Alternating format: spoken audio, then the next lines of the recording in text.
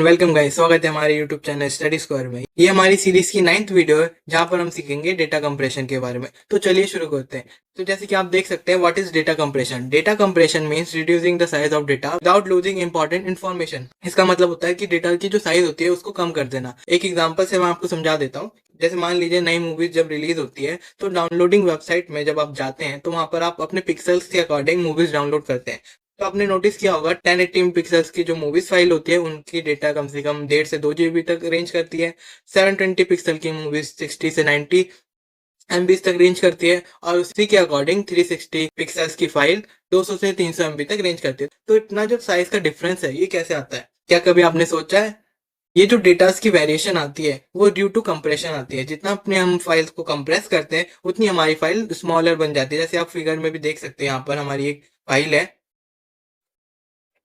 जिसका साइज था 2.592 MB, लेकिन जब हमने इसको कंप्रेस किया वो 71 KB में कंप्रेस हो गया। एक और रिलेटेबल एग्जांपल आपको देता हूँ। जब भी आप इग्नूस की ई बुक को डाउनलोड करते हो तो वो जिप फाइल में डाउनलोड हो जाती है जिसकी साइज बहुत ही कम होती है, अराउंड 90 टू 80 KB। लेकिन जब आप उसको अनजिप करते हो तब वो फाइल बहुत बड़ी बन जाती है। तो ये भी एक तरीके का कंप्रेशन ही है जहाँ पर हम अपनी फाइल्स को कंप्रेस कर देते हैं इन स्मॉलर डेटा साइज। अब इसमें दो तरीके की चीजें होती है। एक, जब हम अपने डेटा को कंप्रेस करते हैं तो उसमें कुछ डेटा लॉस होता है, और एक जब हम अपने डेटा को कंप्रेस करते हैं तो उसमें कोई लॉस नहीं होता। जैसे आप देख सकते हैं यहाँ पे दो टाइप्स गिवन है डेटा कंप्रेशन का, एक लॉसलेस और एक लॉसी कंप्रेशन। लॉसलेस में कोई डेटा लॉस नहीं होता और लॉसी कंप्रेशन में कुछ ना कुछ डेटा लॉस हो जाता है। जैसे लॉसी कंप्रेशन का एक एग्जांपल मूवीज वगैरह ले लो। जब हम मूवीज वगैरह को कंप्रेस करते हैं तो देखा जाता है उनकी पिक्सल्स में रिडक्शन आती है। मतलब अगर वो फाइल पहले ज्यादा क्लियर थी वो कम क्लियर हो जाती है। इसको लॉजिक कंप्रेशन कहते हैं। लेकिन अगर टेक्स्ट फाइल्स की बात करें तो उसको कंप्रेशन करने के बाद टेक्स्ट में कोई कमी आती है? एब्सोल्युटली नॉट, टेक्स्ट में कोई कमी नहीं आती है, तो उसको लॉसलेस कंप्रेशन कहते हैं। अब ये जो कंप्रेशन हम करते हैं इनके एडवांटेजेस भी होते हैं। ये स्पेस कम ऑक्यूपाई करता है जिससे क्या होता है, हमारी स्टोरेज सेव होती है। फास्टर ट्रांसमिशन, मतलब अगर आपके पास कम साइज की फाइल है तो वो ऑब्वियसली ट्रांसमिट जल्दी होगी, जिससे क्या होता है हमारे खर्चे कम हो जाते हैं। इसको और डिटेल में पढ़ लेते हैं। पहले हम लॉसलेस कंप्रेशन की बात कर लेते हैं। जैसे कि मैंने अभी बोला, अगर उसको हम कंप्रेस कर रहे हैं तो उसमें कोई लॉस नहीं होता हमारे डेटा का। अब इस टाइप के कंप्रेशन परफॉर्म करने के लिए तीन तरीके के टेक्निक्स यूज होते हैं, जैसे RLE, हाफमैन कोडिंग और LZW। RLE में क्या होता है, अगर मान लीजिए अगर आपने 5A लिखा है तो वो शॉर्ट फॉर्म में यूज करता है। जैसे 5A लिख देगा, 2 डिजिट में वो कन्वर्ट हो जाएगा। वैसे ही हाफमैन कोडिंग में एब्रिविएशन यूज हो जाते हैं अपने फ्रिक्वेंट कैरेक्टर्स के। और LZW में क्या होता है, stores repeated pattern using dictionary. मतलब अपने पैटर्न को स्टोर कर लेता है और उसी के बेसिस में अपने फाइल को कंप्रेस करता है। अब लॉजिक कंप्रेशन में क्या होता है, लॉजिक कंप्रेशन में हमारी कुछ डेटा लॉस्ट होती है। जैसे अगर हम ऑडियो इमेज वीडियोस की बात करें, हम डायरेक्टली कह सकते हैं इनकी जो क्वालिटी है वो डिक्रीज हो जाती है। लेकिन साइड बाय साइड आप ये भी देखोगे इनकी जो साइज है वो बहुत ज्यादा कम हो जाती है। अगर मान लीजिए 1 GB की फाइल है, वो कन्वर्ट होके 60 से 70 MB की बन जाएगी। इतना बड़ा चेंज हम ला सकते हैं। मैं ये जो वीडियोस बनाता हूँ ये भी मेरे बहुत बड़ी बड़ी फाइल में कन्वर्ट हो जाती है, जिसको मैं बाद में कंप्रेस करके 30 से 50 MB तक ले आता हूँ, जो कि ओरिजिनली 1 GB तक भी चली जाती है। तो आप सोच सकते हैं कंप्रेशन कितना यूजफुल होता है हमारे डेली लाइफ में भी। अब आ जाते हैं इसके एडवांटेजेस। आई होप आपको इसके एडवांटेजेस आइडिया लग ही गए होंगे कि ये स्मॉलर साइज देता है तो क्या होगा, ये fast, efficient to transmit and time saving और मनी सेविंग भी होगा, और स्टोरेज तो ये सेव करता ही है। अब आता है व्हाट इज इंक्रिप्शन। जैसे आप स्क्रीन में देख सकते हो, encryption is the process of converting data in secret code to protect it.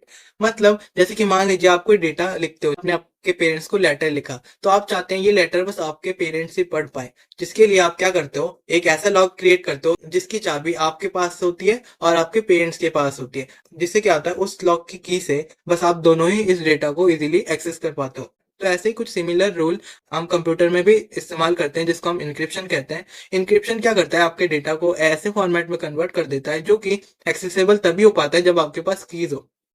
Keys को हम बहुत बार पासवर्ड भी कहते हैं। जब आप पासवर्ड डालोगे आपका डेटा रिट्रीव होकर आपको रीडेबल कर देगा, अगर नहीं डालोगे तो आपका डेटा पढ़ भी नहीं पाओगे। आप ऐसे समझ लो। अब ये जो इंक्रिप्शन है ये बहुत जगह इस्तेमाल होते हैं। आप कमेंट्स में बताइए आपने कहाँ का इंक्रिप्शन देखा है।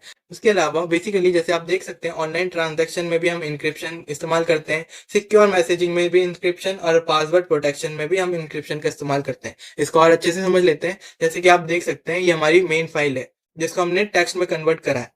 अब इस टेक्स्ट में हमने कुछ भी लिखा है, इसको जब हम इनक्रिप्ट करते हैं तो एक की क्रिएट होती है जिसके हेल्प से हम इस टेक्स्ट को पढ़ पाते हैं। जब हम इसको इनक्रिप्ट करते हैं ये एक ऐसा फॉर्मेट में क्रिएट हो जाता है जो रीडेबल नहीं होता। जब तक कि आप इस की का इस्तेमाल नहीं करते इसको रीड करने के लिए, जैसे कि आप इस डायग्राम से भी समझ सकते हैं। जो ये इंक्रिप्शन होते हैं वो दो टाइप्स के होते हैं, एक सिमेट्रिक और दूसरा असिमेट्रिक। सिमेट्रिक इंक्रिप्शन में क्या होता है, हम एक ही की का इस्तेमाल करते हैं इंक्रिप्ट करने के टाइम में भी और डिक्रिप्ट करने के टाइम में भी। जब हमको रीड करना होता है तब भी, जब हमको उसको कन्वर्ट करना होता है तब भी। जैसे आप पॉइंट्स में भी देख सकते हो, same key for encryption and decryption. Encryption वो होता है जब उसको हम कन्वर्ट करते हैं अनरीडेबल फॉर्म में, और डिक्रिप्शन वो होता है जब हम अनरीडेबल फॉर्म से रीडेबल फॉर्म में चेंज करते हैं। ये सेकंड पॉइंट में ये बताता है कि ये फास्ट तो है लेकिन इसके कीज को आपको सीक्रेटली रखना चाहिए, अदरवाइज कोई भी इसको एक्सेस कर पाएगा। और ये कौन कौन से एल्गोरिदम में इस्तेमाल होता है, एईएस एंड डीईएस। एईएस और डीईएस एक तरीके के एल्गोरिदम्स होते हैं जो कि इन इंक्रिप्शन टाइप का इस्तेमाल करते हैं। फिर आता है एसिमेट्रिक इंक्रिप्शन। एसिमेट्रिक इंक्रिप्शन दो अलग अलग टाइप के कीज का इस्तेमाल करता है अपने फाइल को इंक्रिप्ट और डिक्रिप्ट करने के लिए, और ये मोर सिक्योर होता है क्योंकि दो अलग अलग टाइप के कीज होंगे जिससे कि विदाउट द प्राइवेट की आप इसको डिक्रिप्ट कर ही नहीं पाओगे। और आरएसए इसका इस्तेमाल करता है अपने इंक्रिप्शन में। इसको हम डायग्रामिकली और अच्छे से समझ लेंगे।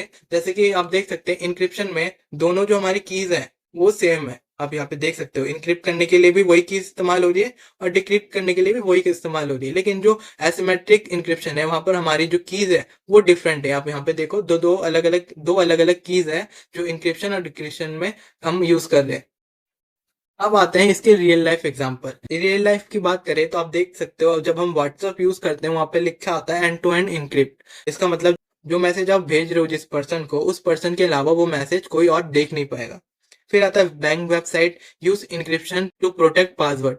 अब ये जो बैंक वेबसाइट्स होती है या फिर कोई भी वेबसाइट होती है, ये अपने यूजर्स डेटा को प्रोटेक्ट करने के लिए हैकर वगैरह से या फिर डेटा लीक से क्या करता है, इसके यूजर नेम पासवर्ड या जो भी प्राइवेट डेटाज होंगी उनको इंक्रिप्ट कर देता है, जिससे अगर आपको डेटा मिल भी जाता है तो विदाउट डिक्रिप्शन आप उसको पढ़ नहीं पाते। इसके साथ साथ एक चीज होती है सॉल्ट।